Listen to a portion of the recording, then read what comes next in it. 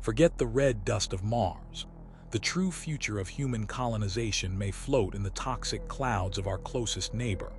While the surface of Venus is a literal hellscape, 50 kilometers up lies a temperate band rich with the building blocks of life.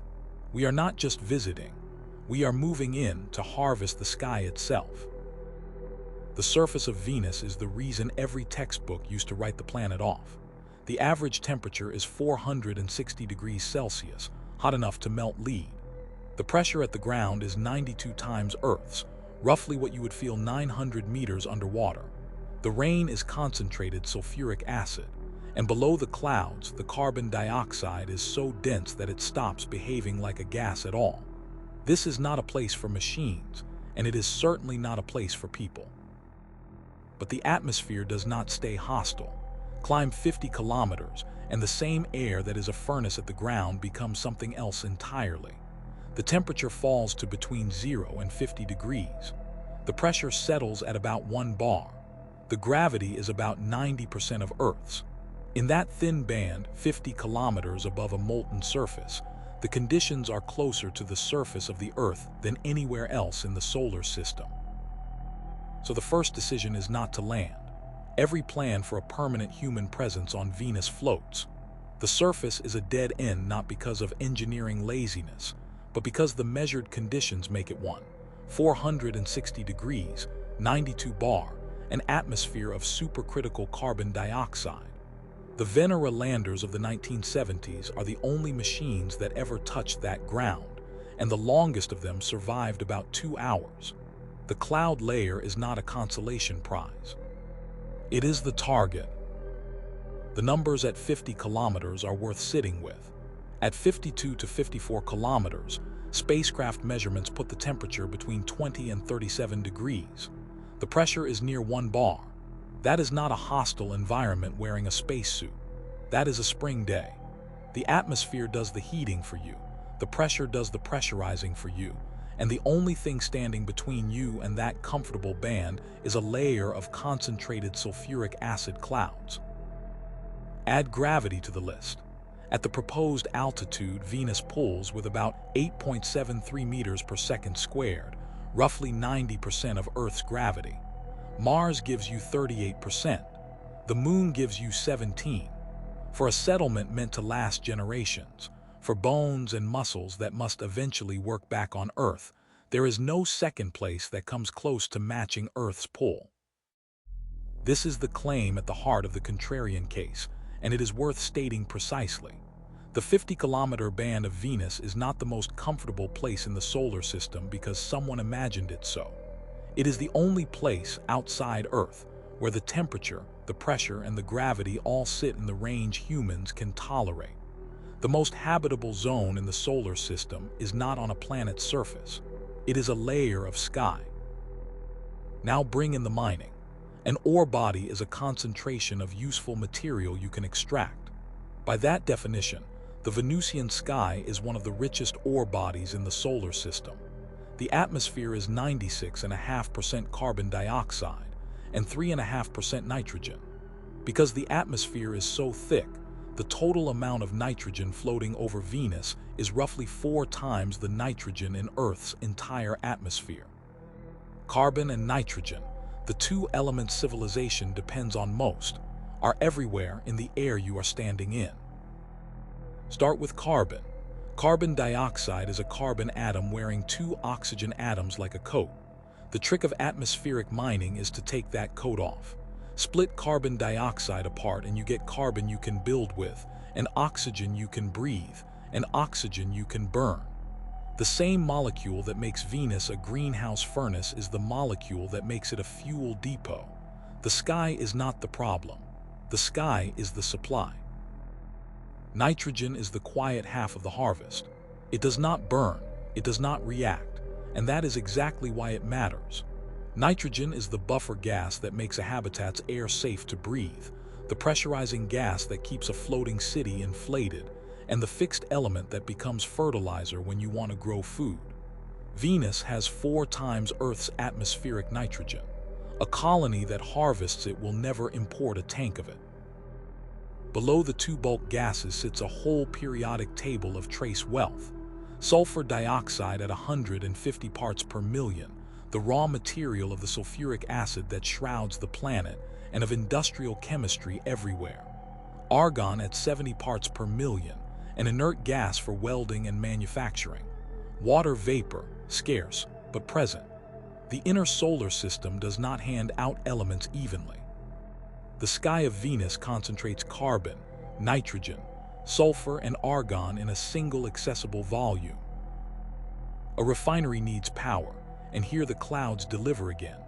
The cloud tops of Venus reflect about 3/4 of the sunlight that falls on them, giving the planet the highest reflectivity in the solar system.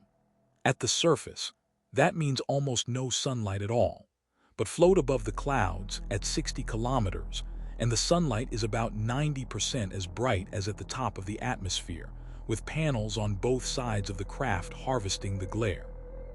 The energy source for a Venusian refinery is the most abundant one in the inner solar system, the sun, unobstructed. The chemistry that turns this sky into a life support system has already run on another planet. On Mars, a NASA instrument called MOXIE pulled carbon dioxide out of the air, heated it to about 800 degrees in a ceramic cell, and split it into carbon monoxide and pure oxygen. On its best runs, it made 12 grams of oxygen an hour at 98% purity. A scaled-up version, a couple of 100 times larger, is projected to make 2 kilograms an hour. The same machine, fed by the far denser Venusian sky, is the heart of a floating refinery. Oxygen is only half the harvest because the carbon monoxide left behind is not waste. React it with water and you get methane, the same fuel many modern rockets burn. Methane and oxygen made on site from the sky. NASA's own accounting for Mars put the balance in stark terms. For a 4-person crew for a year, breathing needs about 1 ton of oxygen, while launching off the planet needs about 25 tons. The reason to build a refinery is not to breathe. It is to fuel the ships. Assemble the pieces and you have the picture of an industrial plant floating in the sky. Solar arrays above the cloud tops, stacks of electrolysis cells splitting carbon dioxide into oxygen and carbon monoxide, reactors turning carbon monoxide and water into methane, cryogenic tanks holding liquid oxygen and liquid methane, nitrogen separators feeding breathable air and fertilizer, and all of it supplied by a pump drawing on the atmosphere itself. No mine shaft, no open pit. The mine is the sky, and the refinery floats inside it. The physics of the floating colony is the least speculative part of the whole idea. The Venusian atmosphere at 50 kilometers is dense carbon dioxide. A sealed volume of ordinary breathable air is lighter than the surrounding atmosphere, pound for pound. On Venus, air is a lifting gas. The habitat does not need to hold back a vacuum. It needs to hold in the air people breathe and let the sky do the lifting. Archimedes' principle, written by a Greek mathematician 2,000 years ago, is the foundation of the cloud city. The most detailed public engineering of this idea came from NASA Langley in 2015 in a study called HAVOC, the High-Altitude Venus Operational Concept. The plan was phased. First, a robotic airship 31 meters long, testing the technology. Then a crewed airship 129 meters long, carrying 2 astronauts for 30 days in the Venusian sky. Then longer expeditions, and finally a permanent human presence. HAVOC was a study, not a funded mission, and it was canceled in 2017. But its engineering logic is the clearest public blueprint for the cloud city. Living there is the part that has not been built, and the honest version of this story says so. The clouds are concentrated sulfuric acid, so every surface must resist it, and NASA's concept team did real materials work on protective coatings. The winds at the cloud tops race at 100 meters a second, so the colony must either ride them or manage them. And no structure of this scale has ever been assembled in a planetary atmosphere. The physics is measured. The chemistry is demonstrated. The engineering is not yet built. That is the honest gap. So how does Venus really compare to Mars? On gravity, the cloud layer wins outright. 90% of Earth's pull against Mars's 38%. On temperature, the cloud layer wins again, a spring day against -60. On pressure, no contest, 1 bar against a near vacuum. On radiation, the thick Venusian atmosphere shields better than the thin Martian air, and Venus is closer, so the trip is shorter. The honest counterpoints: Mars has a surface to build on, abundant water ice and no acid rain. Venus has no ground, no local ice, and almost no hydrogen.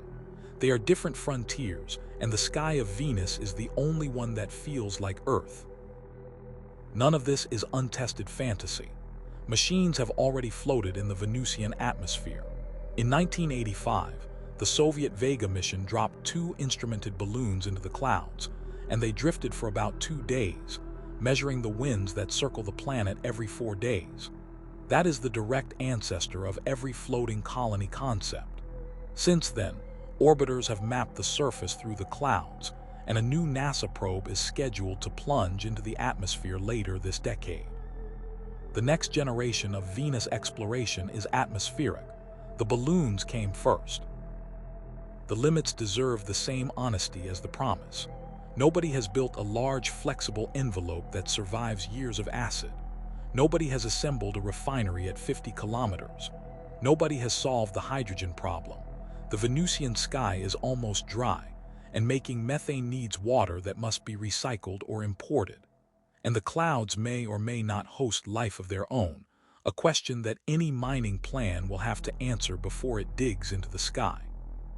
The contrarian case does not claim Venus is easy. It claims Venus is possible, and that the standard story skipped the only Earth-like band in the inner solar system. The image to hold onto is this: a floating refinery at dawn, 50 kilometers above a furnace, drinking in carbon and nitrogen from the sky and turning them into air and food and rocket fuel. The physics is measured. The chemistry is demonstrated. What remains is engineering and a decision. If this made you look at the evening star differently, subscribe. Every figure in this video is sourced in the description. The frontier is not always a surface. Sometimes it is a layer of sky.